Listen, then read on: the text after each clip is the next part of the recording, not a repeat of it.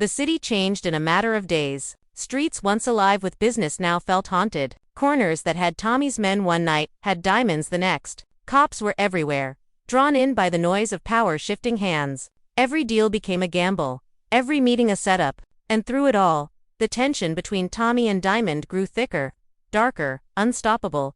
Tommy knew how to fight a street war.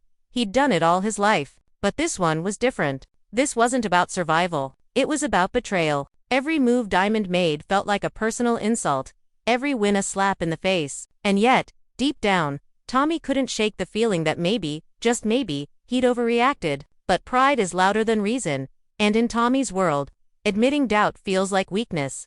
Diamond wasn't innocent either. His anger burned just as deep. He kept replaying the moment Tommy's crew hit his stash spots. The moment he realized his so-called brother didn't trust him anymore. That night changed something in him. The calm, collected Diamond everyone knew was gone. Now, every decision came with a hint of vengeance. Every conversation with his crew began with one rule: no talking to Tommy's people. The line had been drawn, and then came the street's favorite kind of chaos. Betrayal, inside betrayal. One of Diamond's closest men, Rico, started selling information to Tommy. Every time Diamond made a move, Tommy knew before it happened. He stayed 3 steps ahead, cutting deals and intercepting shipments like a man who could see the future. When Diamond found out, it broke him. He didn't even yell. He just looked at Rico, a man he'd fed, clothed, and trusted, and said, "You chose your side." The next morning, Rico was gone. No one asked where. Tommy heard about it and smiled. Not out of joy, but out of understanding. That's how the game goes. Once trust dies, everything after it becomes survival. He poured himself deeper into the war, pushing his people harder, moving his product faster. But the harder he pushed, the emptier it all started to feel. Every victory was hollow. Every win came with the same ghost Diamond's face, the brother he lost, not to death, but to the game. Meanwhile, Diamond began to strike back. Smart, silent hits, not the kind Tommy expected. He didn't go for Tommy's crew. He went for his money. Banks, fronts, warehouses. One by one, Diamond's men started freezing out Tommy's flow. Every truck that left the docks went missing. Every drop Tommy planned got hijacked. Slowly, Diamond was turning Tommy's aggression against him, starving his operation, making him fight blind. And through all of this, Chicago itself became the third character in their war. A breathing, bleeding city caught between two kings. Sirens screamed louder than the wind. Empty streets whispered names that were once legends. The people could feel it in the air. Something was coming. Something final. Tommy sat alone one night, the city lights flickering through the windshield of his car. His gun rested beside him, untouched. For the first time in a long time, he looked tired, not weak, but weary, like a man who'd finally realized that power doesn't heal wounds, it just hides them. Across town, Diamond stood on the roof of his gym, staring at the same city skyline. 2 men, 2 visions. One inevitable ending, and in that silence between them, that invisible battlefield. Stretching across Chicago, the truth hit hard. The real betrayal wasn't the missing shipment, the secret deal, or the broken trust. The real betrayal was that they ever believed they could rule the city together. Chicago doesn't share its crown. It makes you fight for it. And as the wind howled across the rooftops, both men knew what had to happen next. The storm wasn't coming anymore. It was here. The city didn't wake up to peace that morning. It woke up to smoke. Chicago's skyline, usually bright with ambition, now burned with the consequences of pride. Every corner that once hustled with quiet deals had turned into a battlefield. The lines were no longer blurry. It was Tommy versus Diamond. And everyone else was just trying to survive between them. Tommy made the first move. Not a hit, not a warning, a statement. He rolled deep into the south side with his crew, headlights cutting through the early dawn fog. His trucks carried no product, only fire. They hit one of Diamond's key warehouses, a spot CBI had used since the old days. The explosion could be heard for blocks. Flames climbed high enough to paint the morning sky red. Tommy didn't stay to watch. He just drove off, jaw tight, eyes colder than steel. To him, this wasn't war anymore. It was closure. Diamond saw the smoke from miles away. He didn't rage, didn't shout. He just stood there quiet, still, like a man who had already lost something more important than money or territory. But silence doesn't mean surrender. He turned to his crew and said, "No more talking, no more waiting. It's time." That was all it took. The south side started moving like one machine. Old connections waking up, old debts being called in. Diamond wasn't the calm boss anymore, he was the storm Tommy had created. By nightfall, the streets turned into chessboards soaked in gasoline. Every block had a watcher, every alley a sniper, every phone call a risk. People who had worked together a week ago were now aiming guns at each other. Tommy's crew started feeling the squeeze. His supply routes vanished, his safe houses got raided. Every time he tried to strike, Diamond was already gone. Moving smarter, quieter, deadlier, but Tommy doesn't lose control. Not outwardly. When his people panicked, he stayed cold. Let them come, he said. I'll bury every last one of them. He didn't care about money anymore. He didn't even care about power. It was about sending a message. You don't betray Tommy Egan and walk away breathing. That's the code he lived by. Then came the night Chicago would never forget. Rain fell hard, washing the streets clean just before they got dirty again. Word spread fast. Tommy and Diamond were both heading to the same spot, an abandoned train yard near the edge of the city. Nobody knew who called the meeting. Some said it was Claudia Flynn. Others said Jennard set it up. Maybe it was fate. Either way, both men showed up, ready to end it. Tommy arrived first.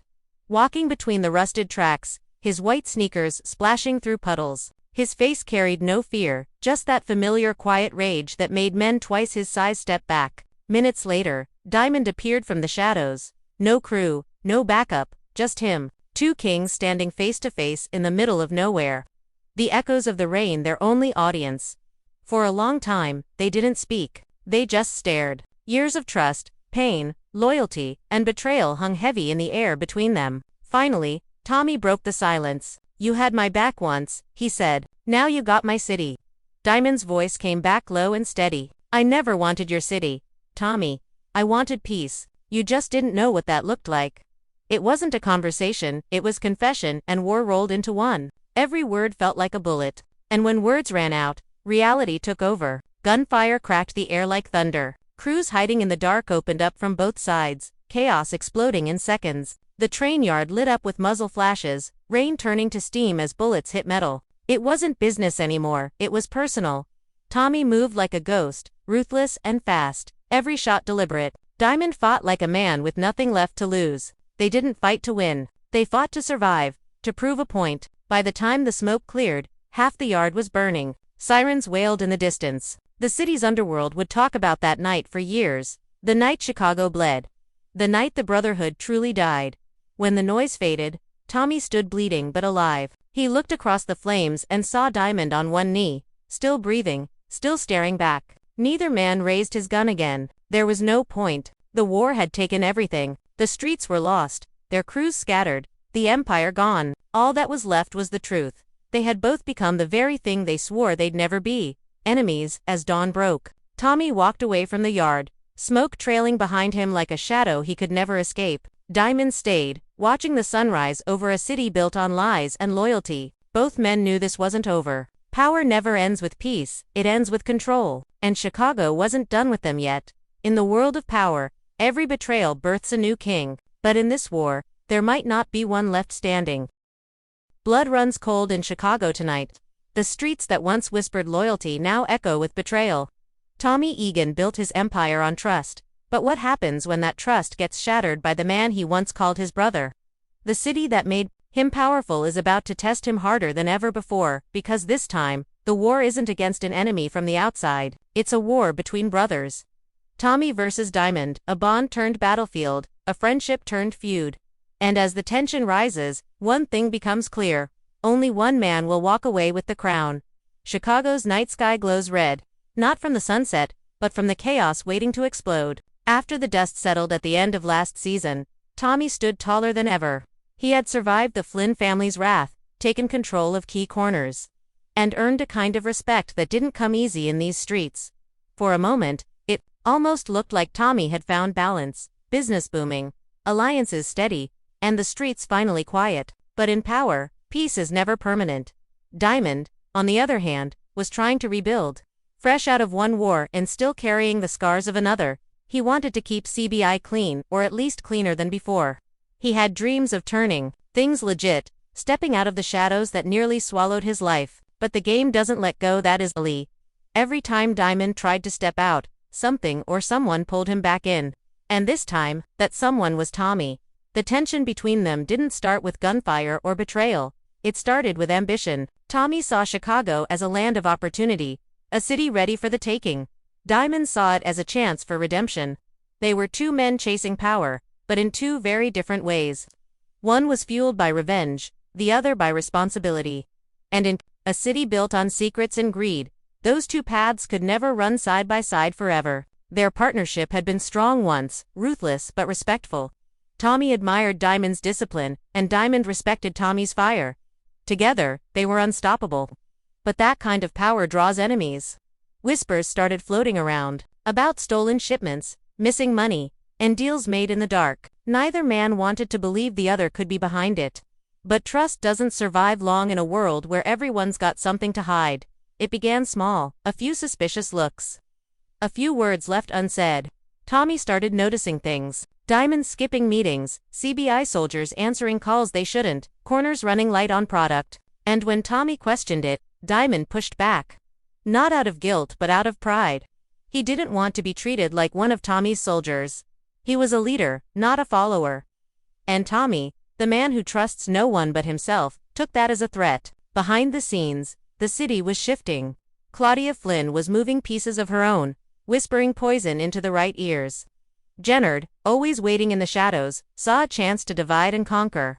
They didn't need to attack Tommy and Diamond directly, they just had to make them doubt each other. And once that seed was planted, it didn't take long to grow. Tommy's paranoia started eating away at his focus. Every move Diamond made felt like a setup. Every silence felt like a lie. But Diamond was fighting his own war, trying to hold his crew together, trying to keep the police off their backs. Trying to protect his brother Jennard even when he didn't deserve it. What neither of them saw coming was how perfectly their enemies were playing them against each other. Then came the moment that changed everything. A shipment went missing, millions gone overnight. No witnesses, no signs, just gone. Tommy blamed Diamond blamed Tommy's crew. And in one heated argument, years of respect turned into rage. Words like bullets, sharp and final, cutting deeper than any wound. The air turned cold, and both men realized the same painful truth. They couldn't trust each other anymore. In Chicago, betrayal doesn't come with a warning. It comes with a handshake, a smile, and a knife in the back. And as the two men walked away from that argument, something inside both of them broke. The brotherhood was over. What started as business had become personal. The calm before the storm was gone, and the storm itself was already on its way. The streets of Chicago have always thrived on one rule: loyalty keeps you alive. Betrayal gets you buried. But loyalty only lasts as long as power feels equal. And for Tommy and Diamond, that balance shattered the moment one made a move without the other's blessing. It started quietly. A deal too good to be true. A new supplier offering cheaper product, faster routes, and guaranteed protection. Diamond saw an opportunity to give CBI a future beyond Tommy's shadow. He didn't tell Tommy about it, not because he wanted to cross him, but because he wanted to stand on his own for once. To show the city, and himself, that he could run Chicago without anyone's permission. But secrets never stay buried in Tommy's world. The man's built a career sniffing out lies before they even form. And when word reached him that CBI had made a deal behind his back, he didn't see it as business. He saw it as betrayal. In Tommy's eyes, Diamond had chosen ambition over brotherhood. And once Tommy feels betrayed, there's no going back. The next few days were thick with tension. Chicago's air felt heavy, like the city itself knew a war was about to begin. Every crew member on both sides felt it. Whispers, spreading from block to block. Tommy's pissed. Diamond's playing his own game. CBI's about to split. It was like a bad omen rolling through every alley, every corner, every bar that had ever hosted a power deal. Tommy didn't come at Diamond right away. That's not his style. He watched, he waited. He wanted proof, not just rumors. So he sent his people out. Ghost moves, quiet checks. Unmarked cars tailing CBI shipments. And when one of his men brought back photos of Diamond meeting with a Flynn contact, that was all Tommy needed to see. In his mind, Diamond had joined the enemy. But here's the twist: that meeting wasn't what Tommy thought. Diamond wasn't cutting a deal with Claudia.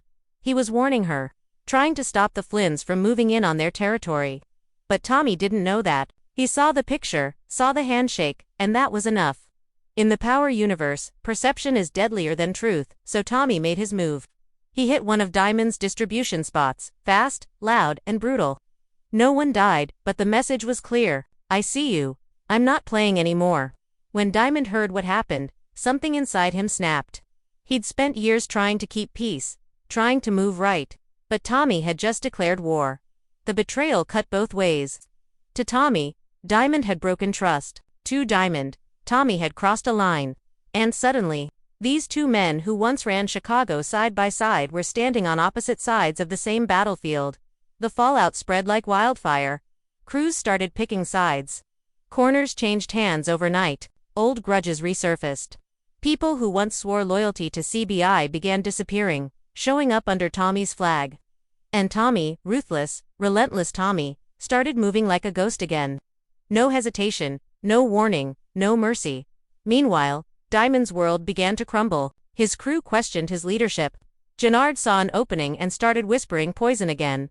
Tommy never respected you. He used you. The same words that had started 100 wars before. Diamond tried to keep his head, tried to tell himself this could still be fixed. But the streets don't forgive weakness, and every moment he hesitated. Tommy grew stronger.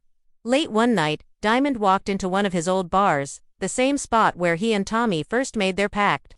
The walls still smelled like whiskey and blood. He sat at the same table, staring at the empty chair across from him. The silence felt heavy. He knew what was coming. The city that once bowed to them was now forcing them into a fight neither wanted but both knew was inevitable. And somewhere, out there, Tommy sat in his car, eyes cold, gun in hand, watching the lights of the South Side flicker like dying stars. He wasn't angry anymore. He was focused. That's the part people never understand about Tommy. His rage burns hot, but his revenge is ice cold. He doesn't yell, he doesn't threaten, he acts. And once he's set on someone, not even God himself can stop him. Chicago was about to bleed again. Not because of drugs, not because of the Flynns, not even because of power. This time, it was personal. This was betrayal in its purest form, brother against brother, pride against pride, love turned into hate. And as the city braced for what was coming, one thing was certain. When Tommy, Egan, and Diamond go to war, nobody walks away clean. The first shots weren't fired in a back alley or a drug deal gone wrong. They were fired in silence through looks, through choices, through pride. Tommy and Diamond didn't need bullets to start a war. Their names alone were enough to make the city tremble. The streets began to divide like a cracked mirror, each piece reflecting loyalty, fear, and confusion. Every hustler, every soldier, every corner boy had to choose, Egan or CBI, and no one wanted to be caught in the middle. Tommy moved first. That's how he operates, fast, surgical, no time for warnings. His crew hit CBI stash houses across the South Side, cutting off Diamond's cash flow overnight. No blood, just pressure. Tommy wasn't looking to destroy Diamond, not yet. He wanted to squeeze him, make him feel small, force him to beg for peace. But Tommy should have known better. Diamond doesn't beg. He rebuilds, he reclaims, he fights.